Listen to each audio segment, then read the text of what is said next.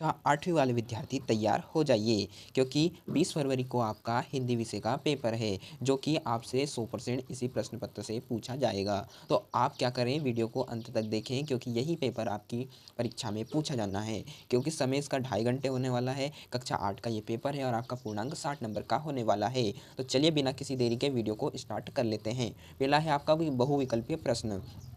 दोस्तों, इसमें आपको सही विकल्प चुनकर लिखना रहता है। पहला है आपका कि प्रभु श्री राम के धर्मरथ का सारथी कौन है? तो इसका आपका राइट ऑप्शन हो जाता है डी वाला, सत्यशील। ठीक है, इसके बाद अगले क्वेश्चन की ओर बढ़ेंगे। दूसरा है साबरमती आश्रम कहाँ स्थित है? तो ए वाला आपका राइट ऑप्शन हो जाएगा दोस्तों, कौन सा? अहमदाबाद। ठीक है दोस्तों, इसके बाद अगले क्वेश्चन की ओर बढ़ेंगे। अगला क्वेश्चन है तीसरा आपका, किस सागर विश्वविद्यालय की स्थापना किसने की? तो ए वाला बिल्कुल राइट ऑप्शन हो जाएगा दोस्तों, डॉक्टर हरि सिंह गौर ने। दोस्तों, अभी तक चैनल को सब्सक्राइब नहीं किया है तो सब्सक्राइब कर लीजिए, क्योंकि कक्षा 8वीं का आपको ऐसा ही कंटेंट हमारे चैनल पर मिलेगा। चौथा है आईसीएस की परीक्षा में बैठने वाले व्यक्ति इनमें से कौन थे? तो दोस्तों, सी वाला बिल्कुल राइट ऑप्शन हो जाएगा, सुभाष चंद्र बोस। ठीक है, इसके बाद प्रश्न 5 है आपका, अमृत शब्द का पर्यायवाची है? तो अमृत शब्द का पर्यायवाची आपका सी वाला राइट ऑप्शन हो जाएगा, अमीय।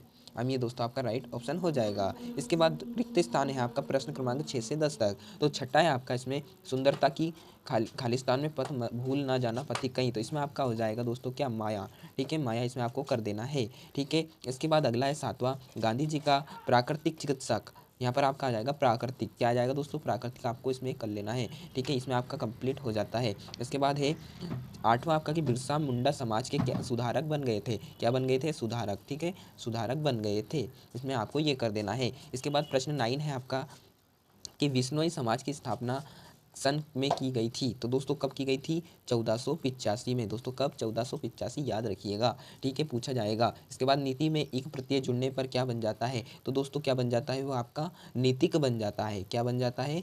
नीतिक। ठीक है, ये आपसे परीक्षा में पूछा जाएगा। इसके बाद प्रश्न क्रमांक 11 है आपका, यहाँ पर अति लघु उत्तरीय प्रश्न, इन्हें अपन देख लेते हैं। प्रश्न 11 है आपका कि शिवाजी ने किसके विरुद्ध तलवार उठाई थी? तो किसके विरुद्ध तलवार उठाई थी? दोस्तों मुगलों के विरुद्ध उन्होंने तलवार उठाई थी। इसमें आपको ये कर देना है। ये आईएमपी प्रश्न है दोस्तों। ठीक है, 2 नंबर में है तो 2 नंबर के हिसाब से इसे बढ़ा लेना। इसके बाद प्रश्न क्रमांक 12 है, महाराजा छत्रसाल क्यों अविस्मरणीय है? तो दोस्तों क्यों अविस्मरणीय थे? तो वो है कि वीर, उनमें क्या था? वीरता थी, साहस था, और क्या था? वो देशभक्त थे दोस्तों। क्या था? देशभक्त थे। तो ये आपका महाराजा छत्रसाल क्यों अविस्मरणीय है, इसका आंसर हो जाता है। इसके बाद प्रश्न क्रमांक 13 है, त्राटक किसे कहते हैं? किसी मंच पर प्रस्तुत किया जाने वाला अभिनय क्या कहलाता है दोस्तों? नाटक कहलाता है। इसके बाद गुड़ी पड़वा का क्या अर्थ है? दोस्तों गुड़ी पड़वा का अर्थ आप कमेंट में बताइएगा, क्योंकि आपको पता होगा इसका उत्तर। ठीक है, इसके बाद अगले क्वेश्चन की ओर बढ़ेंगे। प्रश्न क्रमांक 15 है आपका, हृदय भर जाना मुहावरे का वाक्य में प्रयोग करना है। ठीक है, इसके बाद 16 है, या प्रत्यय लगाकर 2 शब्द लिखना है आपको। ठीक है, अगर दोस्तों इनके उत्तर चाहिए तो कमेंट में बताइएगा, हम इसके उत्तर भी आपको प्रोवाइड करवा देंगे। लघु उत्तरीय प्रश्न आपके 17 से 22 तक हैं दोस्तों, इन्हें आपको याद कर लेना है। 17वां है, बीती ताही बिसारी दे आगे की सूधी लेई पंक्ति का आशय स्पष्ट कीजिए। वेरिया एमपी है।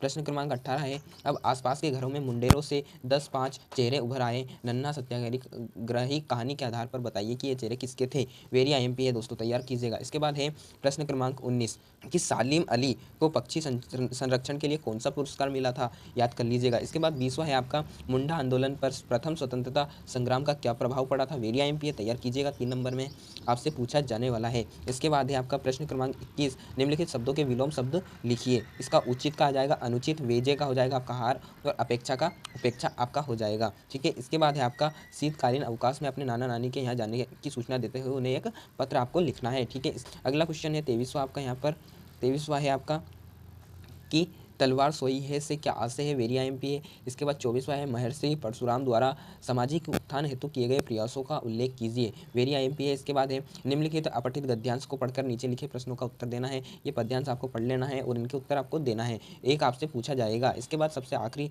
होता है कि किसी देखे हुए मेले का वर्णन 75 से 100 शब्दों में कीजिए। दोस्तों वेरिया एमपी है, तैयार कीजिएगा। इस पेपर में से आपसे 80 से 90% पूछा जाने वाला है, इसे आप तैयार कर लीजिएगा दोस्तों। तो मिलते हैं अगली वीडियो में, जब तक के लिए जय हिंद, वंदे मातरम।